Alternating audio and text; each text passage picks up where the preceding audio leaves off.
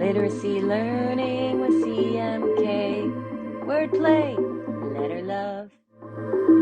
Hi friends, it's CMK from Wordplay and Letter Love. Today I want to share about a graphic organizer that I use with all my students. It all starts with this, the handy hand. Who, what, where, when, why, and how. This is one of the basic things I do with all of my students. I have students K through 8th. Most of my students fall between 1st and 6th grade right now.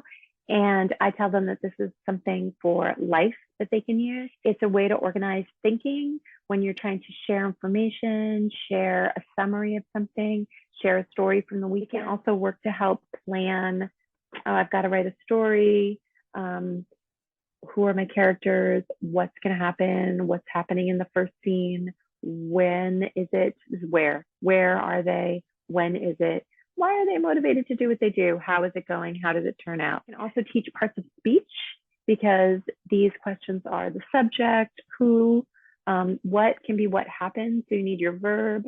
Then these can be in the kitchen, under the table. This can help teach phrases and how they fit in grammatically, as well as why and how. How is generally an adverb if it's just a word, or it could be an adverbial phrase. As well as potentially using it for spelling, that would be the sort of more introductory level.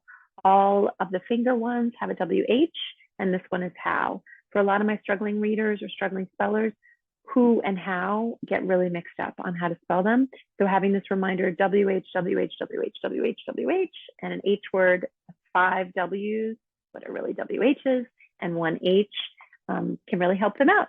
So you can see that it can expand or contract according to the level of the student. But on a basic level, I like to make sure that they just memorize it and develop automaticity. But here's a freebie that I have available. If it helps to download it, here is the handy hand. Here are the handy hand materials. This is on my Wordplay Letter Love. You can find it at Teachers Pay Teachers, as well as other places as a free download. Starts out with some teaching tips. And again, this isn't just for classroom teachers. It can be for practitioners like myself, educational therapists, speech and language pathologists. It can be for teachers, homeschoolers, parents. Use examples here of how you can draw it different ways with the words as well as with the pictures, depending on where a learner's at in terms of writing, or if they're more visual, or they can use both. But the main idea is to mim. I always talk about mim, make it multisensory, mim it up with using the actual hand, tracing a hand, writing with it. So you're seeing, saying, and doing. Students will draw it, drawing their own version, tracing their hand. They might, it's not supposed to necessarily be art.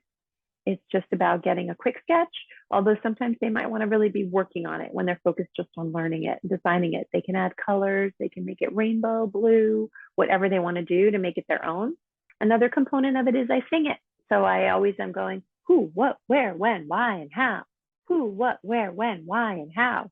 And then I'll be like, should we do it in slow or fast motion? And as they're learning it, they kind of want to do slow.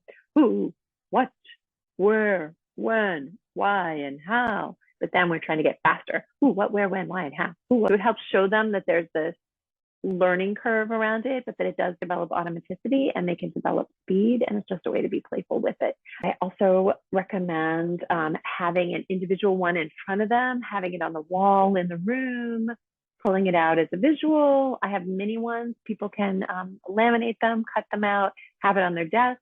You can also just draw it on a Post-it and put it on the desk so that it's always there to help cue as a reminder. You can just point to it and go, oh, you know what? This might help you right now as you're trying to start writing. Or, oh, you're trying to summarize? Handy hand, let's handy hand it, and bringing that in. So that's just a little intro to the handy hand, which again is something I use as a graphic organizer that's multisensory with learners of all ages. It's a way to just frame any kind of thinking that supports executive function, supports load once it goes into automaticity. Thank you so much for listening, for being at my channel. If this was helpful, feel free to like and subscribe, and feel free to download the PDF. It's a freebie. Thanks so much. You got this.